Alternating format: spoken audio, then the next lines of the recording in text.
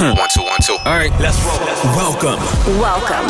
You're listening to the Saddle Up Podcast, where we discuss everything related to UTRGV athletics, past or present. We'll catch up with old teammates, friends, and take you down memory lane with exclusive interviews. This is the Saddle Up Podcast, the voice of your covered walkway streets. So dope. This is gonna be awesome. Stay tuned for new episodes every week. From Bronx Village to the Fieldhouse, we'll cover it all. Hell yeah, dude. Carpe diem. So saddle up and let's go. Let's go. Saddle up, partner. Hey guys, welcome back to another great episode of Saddle Up Podcast. This week we have none other than the head volleyball coach, Todd Lowery. Todd, welcome to the show. Thank you so much for taking the time. I know the season is starting here in a couple of days. And we're so excited to have you on the show. We've known you for years. You and G have known each other for decades. But Thank you, Todd, for joining the show. Yeah, thank you guys for having me on. Man, we finally have Todd Lowery on. Close friend, known each other forever. And we finally did something that is a something that he actually can put on his resume someday. Yeah. So go to Todd's LinkedIn after this episode to see if he put guest appearance on Saddle Up Podcast. Yeah, see if he did that. Yeah. And if he didn't, then call him out. Yeah, the very bottom. But man, Coach Lowery, thank you, man. Thank you, Todd, for being on. Matt, awesome introduction as always, man. I'm the co-host, G Garza. And Matt, I always love the way you introduce me, man. You never forget about me. You always go straight to the guests because they're the most important person, man. They are the most important. And after one season and a couple of episodes in season 2, people already know who you are. I mean, you're making magazine covers, you're doing a PR tour. You're getting stopped at Spanky's in Brownsville talking about, can I get on the podcast? Shout out. People know who you are, G. Shout out to Spanky's Hamburgers, food. Maybe we get a sponsorship one day. You never know. But and we did not text each other to tell each other to wear black. So this is just a coincidence. That's right. Yeah. Well, Coach Lowery, man, I appreciate you being on. You have been obviously extremely successful in your head coaching career. You're known for your volleyball knowledge, your excellence on the court. You bring so much to everywhere you've been, and everyone knows you're the head coach, man, for UTRGV volleyball. But we want to go back a little bit. We want to where did this journey start, Coach? Where and kind of lead us into what you're doing now and your recruiting and your success at UTRGV. But take us back, man. How did you get into coaching volleyball? Take us all the way back to the beginning. Yeah, I mean, it goes back to basically I was still an undergrad student, and going to school at South Dakota School of Mines, and kind of not a basketball player anymore, and trying to figure out what I was going to do, and ended up in the volleyball gym one night, and they're like, they literally put a box on the floor, and they're like, you can jump straight up and straight down and stay in this. It was literally a 1 foot by 1 foot box, so I didn't hurt anybody, and they just allowed me to stand there and jump straight up and straight down and block their outside hitters, and that's kind of where it started. And then really just fell in love with the game, and ended up going from a not committed chemical engineer student to wanting to be involved in volleyball at a different level. So transferred schools and put in time as a student assistant at Black Hills State, and then tried to get a GA job and didn't get the GA job I wanted. So I ran the physical education center, or a rec center for Chadron State. And I would do that in the mornings, and then I would go to the volleyball practices in the afternoon, and then was just graduating after doing 2 years as a GA at Chadron State, and little small school in South Dakota, National American University. There was a couple of players on the team that I was familiar with, and and they basically cut all their sports and everybody bailed out. This was mid-June, and they were looking for a coach, and I was like, that's not a good start. That's not where you want to start. And a good friend of mine, Fernanda, she was on the team. She convinced me to come and interview, and I went and interviewed, and I don't know, I accepted the job before I walked out of there, and it was a job that nobody else wanted at the time. And she was from South America. She was from Brazil, and we had 4 girls on the roster, and we had about 22 days to get enough players to fill a roster. So we brought 4 freshmen from Brazil, and then with a roster of 8, that team goes undefeated and wins an NAI national title. So they kind of left us there. Yeah. So they didn't cut I would like to team, take right? credit for all that, but at that point, at 24 years old and a little bit of volleyball knowledge, but really a tremendous group of female athletes that just needed somebody to keep them from killing each other, and that's what I did. They knew how to play volleyball at a really high level, and we just got everybody kind of going in the same direction, and just kind of one of those storybook things. And I think because of that and our success that year, they ended up keeping that program for 6 years, and we won another national title, and we're consistently ranked right at the top of the NAI. And finally in 2006, they decided, or 2007, they decided that would be our last season. So they let that program go, and I took it happened late in May probably, and I decided just to help those players that were there find homes as far as going to other schools, and just not a lot of jobs that I thought were the next step for me. So I took 2008. I took 2008 off, and was just kind of going to see what was going to happen as the season closed out. And South Dakota School of Mines, where I started off college, that job was coming open right down the street, and they were going to transition from NAI to Division II. So I was pretty much set to take that job, and UT Brownsville called me, and they were like, just come interview. And kind of the same story. I went to Brownsville and just fell in love with it, and thought that there was a real chance to be successful there. And kind of the same thing as NAU, walked out of there accepting the job before I ever even got back on the plane to South Dakota.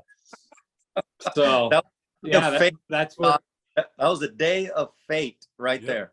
You belong at UTB at that time. That was your destiny. And you had heard one of the reasons why you probably took that job, you'd heard that their instructional academic people that were working at the time there were top-notch, top-level guys. Full disclosure, it was G. G was working there. Yeah, full disclosure. Yeah, I was going to get an office next to somebody named G Garza. And he would become our faculty athletic rep. And that was definitely, I knew that was going to happen. So out of your entire, your story is amazing, right? But I heard all these different schools. And so I go back to your LinkedIn. Ladies and gentlemen, when you go to his LinkedIn page, you're going to have to scroll all these schools all the way down and find out if he lists being a guest on the podcast on his LinkedIn. But he adds it in there. Hopefully he's gonna have it in there. That's an amazing story, Todd. So you're at UTB and you win there. I mean, you built that program and it was a powerhouse. Go ahead, elaborate. Talk to us about those days, Todd. Those are just really awesome. You had a lot of success there. Yeah, kind of got there in 2009 and started bringing some kids in and turning that program around. And I just felt like everything was there to win, and as we had gone through the years at National American University, we kind of really started to develop an international pipeline of players. And we got to Brownsville, and it's just such an area that's so friendly and accommodating to international athletes, and we brought some right away, again, some kids from South America, and then a handful of European players, Serbia and different countries. those first couple of years. And by 2011, we won another national title there in Brownsville. Amazing. And the program just continued to grow, and we're just on a trajectory where we were just at the top every other year. Won 2 national titles there, and you're running just out a lot of fingers, of good things Todd. happening. You're running out of fingers. You got rings for all the fingers. Got rings like you're trying to catch up to Tom Brady. I get it. Go for it, man. Go for it. Bring one to UTRGV, man. Let's go. Yeah. So I was there for a couple of years, and just things continued to evolve, and ended up stepping into a role as the athletic director as well. And I was kind of doing both, being the director of athletics and coaching. And that's when we kind of started into 15 and 16, 14, 15, where we started into the merger talks and all those things. And I was able to work with Chris King about how we were going to put these 2 programs together and what it was going to look like. And kind of through those conversations, Chris was like talking to me about like what my passion was, once we merged, do I want to come over as an administrator or what were my thoughts? And for me, my love really falls in the gym and interacting with student athletes on a day-to-day basis, and just seeing people grow. And I felt like my biggest impact was as a coach. So as we merged together, I got the opportunity to basically be the first hire of UTRGV as I left Brownsville and kudos and came over to UTRGV. Kudos, Todd. And I'm obviously you're one of the best coaches I've ever seen on the floor. If you've ever seen a practice, if you've ever seen him, communicate with his student athletes, big time motivator. Just a big time guy to be around. And his teams always follow, that leadership. But before we get into UTRGV, Todd, you did mention international players. Yeah. You mentioned mentioned the craziest story on a recruiting trip. What's your craziest story? You've been to a lot of places. If you want to name them off, but tell us a couple of like great stories for people that don't get to get out like Matt and I. Yeah. So I was on my first trip to actually, I take that back. It wasn't my first trip. The first time I went to Serbia was just kind of a very basic trip. We didn't have any kids from there. Just, we knew there was a lot of interest and a lot of interest in kids leaving there at the time. So we went and kind of started making some in routes there, and we had a lady join our program, a young lady, and just phenomenal player, phenomenal family. I mean, ended up being national tournament MVP a couple times. But so she came and joined us, and then that following summer, they invited me back to come, and she's like, no, I can get you. My brother, it was her brother, was a professional player there, Dragon, and was well connected with all the clubs throughout Serbia. And they were like, no, we can get you. Last time you didn't see good volleyball last time you came. And he's like, I'll get you in the right gym. So I went back, and just super welcoming. Basically vacated his apartment and let me stay in his apartment. He went back and stayed at his mom and dad's house. And one day we had a day off between matches that we were going to watch. And he's like, well, let's go to the farm. And I was like, okay. So I'm expecting typical farmhouse, whatever. We get out there, and all it was a still. And they made their own rakia, which is like Serbian moonshine, pretty much, right? Serbian moonshine is the best way I can describe it. So yeah, 7 tons of apples and a whole bunch of rakia was what we. I'm surprised you remember anything about this trip with 7 tons of apples, man. That amount of, how many liters was it? I think they made like 750 liters for oh my god, personal use. Yeah. Have you been back to Serbia since? Yeah, I've been a couple times. I'd go back too, man. I would go back too. Yeah. So Matt's gonna look into airline tickets here. I need to find me. Hey, does Dragon do basketball? I need to find me some Serbian players over there too, man. So find me the next Luka Doncic. Yeah. There you go. Yeah. Wow. So that's one of the craziest, Todd. Were there any other ones, or do you want to leave it at the 7 tons of apples? Yeah, I mean, I don't even know if it's crazy stories, but just the experiences that I've got to have going to all these different countries, and of course, and the relationships that you develop with these kids, and they're just so grateful and so welcoming. And we go someplace where every time I leave, and of course every country is different. I was in Italy this summer and Greece a couple of years ago, and those environments are obviously very different than somewhere like Serbia or some of the other Romania, some of the other countries that aren't economically as developed, you know. And I think that's what sometimes I just come back and I'm humbled, you know, because these kids come here and they give everything. Or I go there on a recruiting trip and they just go out of their way to take care of me and to see what they have to do to make ends meet, and what they have to do just to get a plane ticket for a kid to come here. You know, everybody thinks that everything's paid for, but the visa process is expensive. Learning English classes are expensive. All those things are expensive, and the sacrifices that these kids make to make those kind of things happen. It's just humbling sometimes, and I always come back from those trips just completely reset. I love traveling to different places and experiencing the families. You were definitely a leader and someone that can provide an opportunity for these girls, you know, from these countries that you're saying. Kudos to you, because it's not so much, you're there because they're talented, but you're also there to make sure that they take full advantage of the opportunity and get an education, and so they can provide for, you know, if they want to go back home or they want to stay here. Like, it's amazing what you do. So I want to give you your flowers now. So, you know, congratulations. I appreciate that. That is big time. But here, you know, you started talking about all these places that I've never been.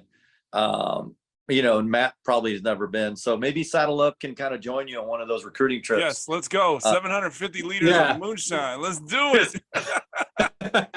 You know what the episodes would be like then, you know?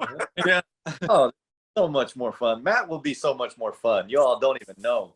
But Todd, so you get to UTRGV, you know, you hit the road running.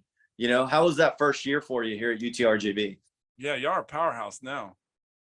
Yeah, you know, that first year was a blend. We had a couple of kids come over from the UT Brownsville program, and a handful of kids left over from the UTPA program. And so merging those two things together and just creating that culture of winning, you know, and believing that they can be successful was a lot of what 2015 was about. And just a year, you know, a lot of learning for me too, you know, like obviously, you know, we were terribly successful in the NAI, but I mean, we weren't in a terribly difficult conference, and, you know, we could kind of star the games that we really had to get up for. And then other than that, we felt like there was nights we just had a lot more talent than everybody else. And then of course you jump in the Division I level and everybody has talent every single night. You guys know how it is. And as the WAC's grown and volleyball has always been a pretty strong sport. In volleyball, the WAC's always been a pretty strong conference, but as of late it's really grown. But you know, put a team together in 2016 that we were building a lot of new kids, and thought we were going to be pretty good. And then, you know, got to the conference tournament as the 5 seed, and those girls just, like you said, bought in, bought into each other, bought into everything we'd been selling. And those three days in New Mexico, everything just fell in place, and we ended up knocking off the 4 the first night, and then the 3 or the 2, then the 1. We went through. What teams were those, Todd? For those that aren't knowledgeable or didn't know. And when you say 4 and 2 and 1, that means the rank for the tournament, right? Yeah, the seeding for the tournament. Yeah, we came in as the 5 seed. We beat University of Missouri Kansas City the first night, just in a battle. I thought we played perfect volleyball. We literally didn't make mistakes, and we ended up winning 17-15 in the 5th set. So it was just like neck and neck, and I thought we played perfect. And I was like, we can't play any better. So hopefully this is a sign. And then we got New Mexico State in the semifinals, who was the number 1 seed, and like just traditionally dominated the WAC. And and going back, I mean, Mike Jordan at New Mexico State is one of the best in the business. I mean, I'm sure he'll say that about you too now. Like, you gotta, you're, y'all hosted the tournament this past season. And I mean, UTRGV is now one of those teams that people kind of circle on their calendar, like, hey, we got to get up for, so don't sell yourself short. Like what you've done with the program is amazing. It's phenomenal. So kudos. Yeah. So we beat New Mexico State on their court in the semifinal. Only went 4 that night, and then got into the final against Utah Valley and ended up winning conference championship and off to the NCAA tournaments, in our second year here. Another ring for a finger. Like, golly, come on, man. All he does is collect rings. Who'd you end up playing in the NCAA tournament? We got Texas in the first round. Wow. Yes, sir. Yeah. And I think they were the number 1 or number 2 overall seed in the country. But not a bad showing there, and just, I mean, I didn't necessarily felt like we were out volleyball. We were probably outsized, out physicaled a little bit. Mm-hmm. Yeah, definitely. And then, so, kind of talk about kind of the recruiting part. I know that we talked about international recruiting, but we have, kind of the recruiting here in the States, right? I know personally, we know of a player personally that is coming in because her father actually we played on the same basketball team. Yeah. Shout out to Jasmine Allen. And Todd, I just needed to bring this up because I am 100% sure that Jasmine is going to be in better shape than her dad ever was playing. That's who y'all call cool. That's who you call cool. Yeah. So how do you like team? How do you like this team? This is the biggest roster we've ever had here at UTRGV, and we talk about the international recruiting, and then just the recruiting process in general. Like it's like anything, you have to make your name first. And UTRGV wasn't something most people didn't know where we were.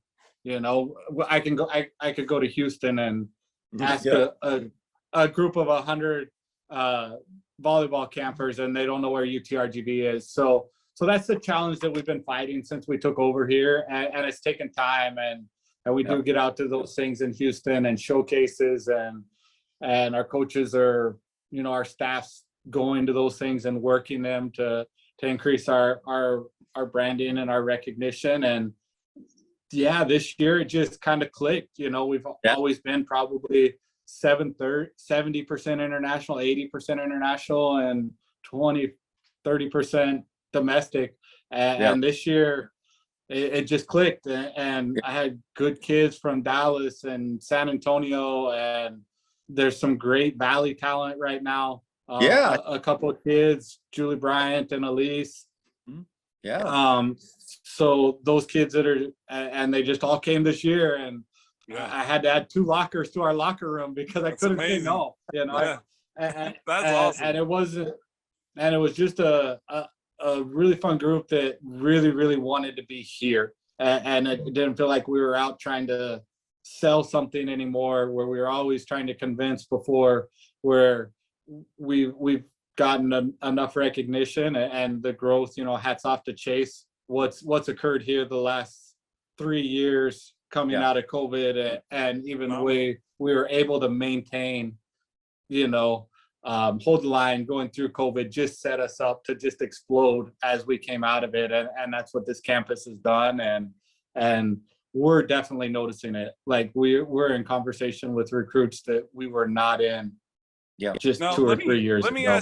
me ask you this, because we've had 2 guests prior last season that played volleyball that we went to school with, one of them being Lisa Yanez and the other one being Christine Phillips, right? And so I noticed on Twitter a couple of months ago that you connected with Christine on, like, I guess a recruiting, AU type tour or whatever. And she does amazing things with that Dallas club. How vital is having alumni like Christine or like Lisa, who kind of have a name in the game? How vital is that for recruiting and kind of putting the name out? Yeah, it's everything, and I mean, recruiting, just like anything in this world, it's about relationships, whether it's business, recruiting, anything. It's about relationships and having those positive experiences and having somebody that these kids can look to and be, Christine could be like, hey, I loved it there, Right. and now that we sat down. Yeah, it was right. It was through your podcast. Like, I had no idea. Obviously, she's working with some of the best clubs in the country, and I had no idea she was a UTPA alum, just because I was more from the Brownsville side and didn't know that history, and we were so focused on ourselves and getting things turned around here that we hadn't dug into the alumni, and so it wasn't even a recruiting trip. I literally got her information from the podcast, and I was like, hey, say that again. Say that again. Did the podcast connect you guys? I got her information from the podcast. All right, we did something good, man. Making that happen, baby. Let's do it. Yeah, and I was like, I'm gonna come to Dallas, and we're gonna have lunch, and we're gonna talk shop, and we ended up spending 4 or 5 hours together, just talking about her experiences here and what it's like now and everything. And yeah, we're working on getting them down here for an alumni dinner, an alumni game, and those kind of things. So starting to build all those relationships is just going to continue to make this place better. That's amazing. And, I kind of want to announce this, but G and we're planning on making a trip down there for the SFA game. Oh, yeah. So, I don't want to give away all the details, but get ready for us, because we're gonna be there. We're gonna be rooting you guys on, and it's Thursday, October 25th, I believe, is the game. But we're gonna be there. So Todd, I know that. What's the first? I know we're gonna be there, but what the volleyball schedule's out already, right? People can go online and look up the 23-24 schedule already. Yes, it's already online. We open up at our opening game. We have an exhibition game at TAMIU Laredo on the 19th, but officially get underway at University of Montana. And what a way to get underway! We'll play BYU at that tournament, who's perennial top 15, and then last match of the weekend we have Pitt, who was in the Final Four last year. So, wow, that's awesome. Yeah, so we're gonna find out what we're made of right out of the gate first weekend, and then I believe September 5th is our opening night against Corpus, which is always a huge rivalry game. And this Matt might want to change the days he's coming, because I think September 5th is ring night. So, collecting more rings. I mean, if I can't make it down September 5th, man, you'll probably get another ring somewhere down the line. I'll show up for that night. Yeah. So the girls that were here last year will have a little ring ceremony before, but I also think they're planning on giving out a handful of replica rings to like the first fans through the door. So kind of a cool little thing. Gee, you need to go now and wait outside. Just camp outside the door. Or Todd, you can save me a ring. Come on, man. I'll give you my address off camera. So, there we go. There we go. Have to wait in line. We do not have to wait in line. I know that they can set aside 2 rings, one for a and the other for an average 6-foot Mexican guy from the Valley. You know, I'm sure one of them can fit both of us. And it's fine. Once I get my ring, I'll change this sign right here. It says, "What's up with G's here?" I'll just change it to the ring, and the ring will be sitting over my shoulder. So I need one of those rings. Where's my ring, Coach? Where's my ring? Give me my ring. Where's my ring? It's the only ring I got from this university, man. Come on, you got enough. Pass them out. So we're still in conversations about where we're going to be on location. Well, I know that we had some conversations about maybe Bronx Village, but we're going to be down here, and it's going to be a pregame tailgate leading up to your game, SFA Coach. Game. Yep.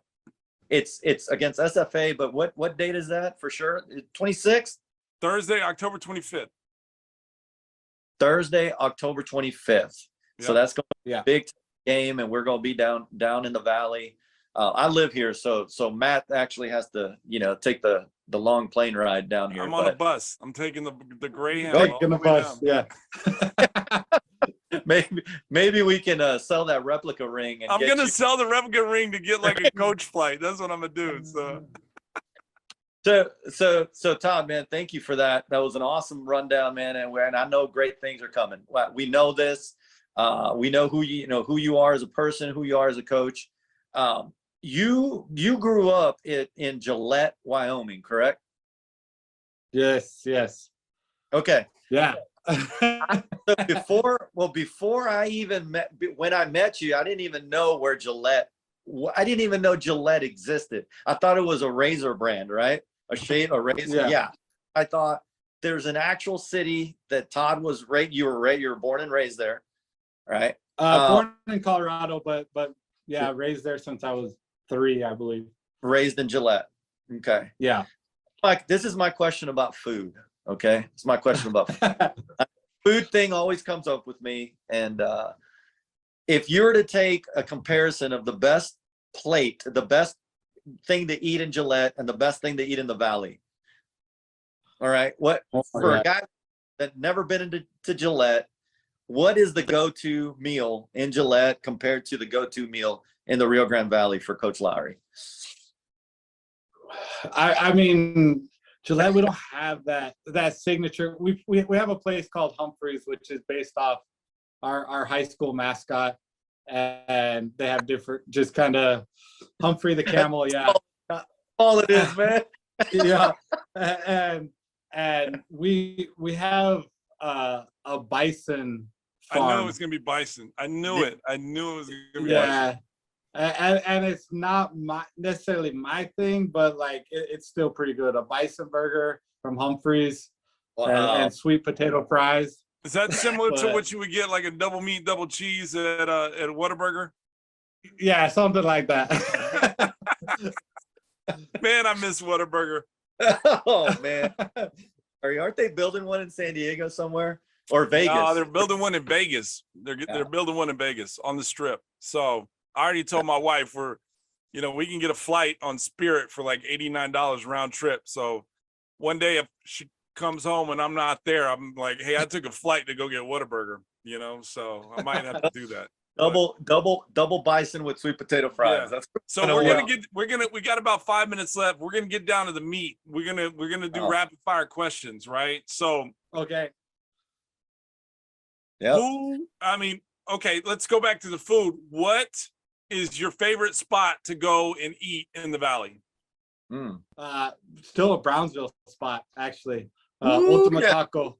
Yeah. Ultimate Taco. Oh, yeah. Ultimate Taco, baby. Shout out. Yeah. I'm going to the ownership about sponsorship now. Coach Lowery. Yeah, for sure. Good one. What do you do on a day off? When to completely get away, what do you do? It's ever changing, but you know, from down here, I love to get to the beach. You know, it's like a different world. It's not that far away, but like you cross that bridge and G's nodding his head. It's just a different place. It's a different world. So that's what I love about down here is like you don't have to go very far, and like you said, to totally get away. That's it for me. Nice. Wow, that is a good one. Todd, that season where you won the national championship at UTB, there was a certain instructor there that came in and did a tennis ball agility workout with your girls. Would you say that was the day that your team went to another level? Yeah, we knew we had it that day. Yeah. That's when it all clicked, right? I always remember that. I don't know why. It always pops in my head, but Well, maybe because you were the guy that was doing the agility drill with the tennis balls. So, you know, maybe that's what it was. And I'd love to credit for that season, man, because it was such a great season. But I only worked with him for about 30 minutes, so I'm sure it wasn't me. Yeah. So But, here's the question that I have is let's get some of that Serbian moonshine, like 750 liters, drink half of it, and then have G put us through the tennis ball agility Through the workout. tennis ball workout. There you go. Oh man, that Would be a sight. We would get some views on that one, right? So Yeah, no, we definitely would. Todd, we have a soundtrack. I don't know if you've gotten a chance to listen to it. Spotify soundtrack. Yeah. Soundtrack. It's official soundtrack on Spotify. Yeah, we like to add songs to it. You know, we'd love to add a couple songs, man. The first song is what motivated, what pumped up Todd before his basketball games in high school. You know, what song, go-to song? AC/DC Thunderstruck. Okay, we'll add it. That's great. Yeah. It'll be added. Yeah. How about what motivates you now? What song gets you going to get your workout, to get your pump going? Oh, I'd have to look through my list. I got a lot of Post Malone on there right now, actually. Oh, It's not. Yeah. yeah. So Circles. that's Post Malone something- Circles is one of the best Circles, songs. yeah. Yes. It's one of the best songs ever. Yeah. That's Yeah. AC/DC and Post Malone. You've heard it here. This is what Coach Todd Lowery listens to right here. There you go. Yeah. What is your go-to drink now? Because, you know, to wake you up, you know, is it coffee? Is it, I know what it used to be, Todd. Serbian moonshine, like It used to be Monsters. And when you walked into his office back at UTB, there'd be like 14, 15 Monster cans all over the office going, Todd, was this all you? Yeah. No, I gave up the energy drinks a while back and the coffee, Starbucks. Yeah. okay. Caramel macchiatos with 4 shots every morning. Oh, man. 4 shots. He's what do they call it? A quadruple? Yeah, something like that. So If you I don't even have to order anymore. I just walk in and they already know it. Oh, because you're a stud. You're winning conference championships. They already know who you are. Oh, there goes Coach Lowery. Coach Lowery. Yeah. Right? I think it's my Starbucks bill I get at the end of each month. we can claim it that it's the Yeah, it's because winning, Coach but- Lowery. but, Do you get stopped in HEB like Tim Smith does?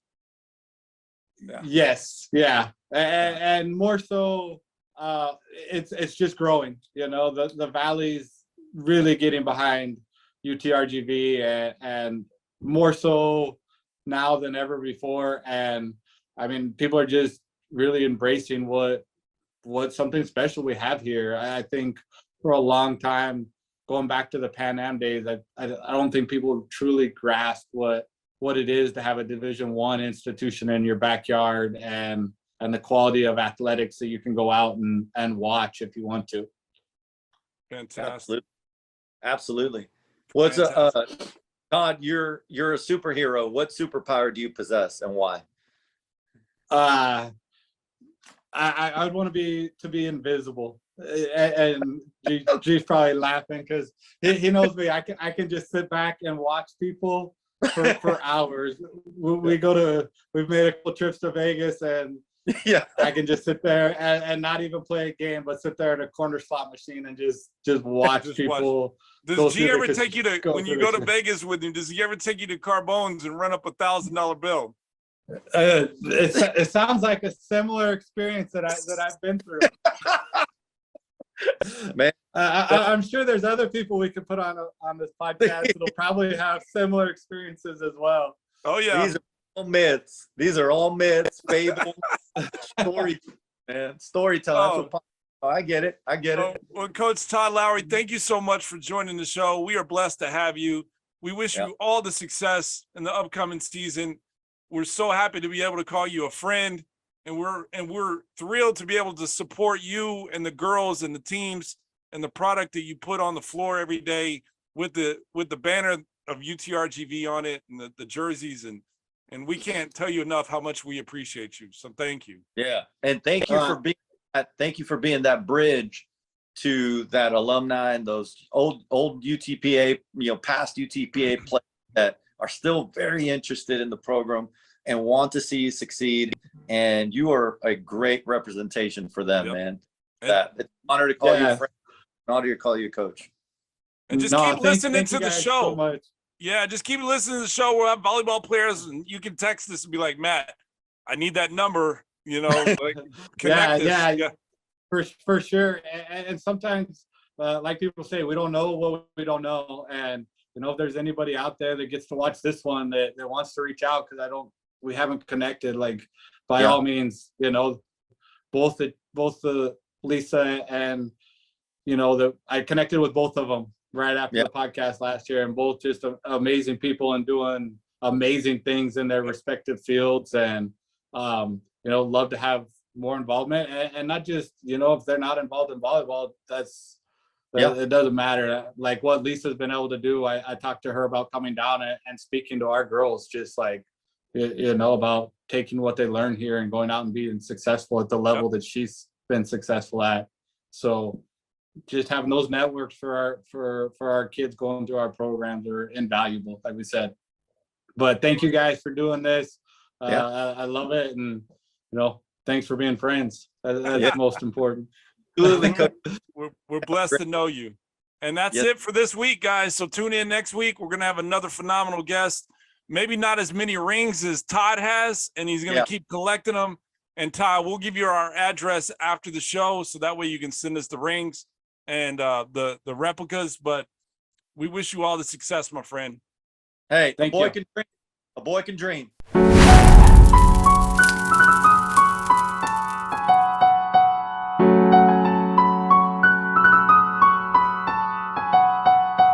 Like we weren't supposed to come up with something this clean, like something happened.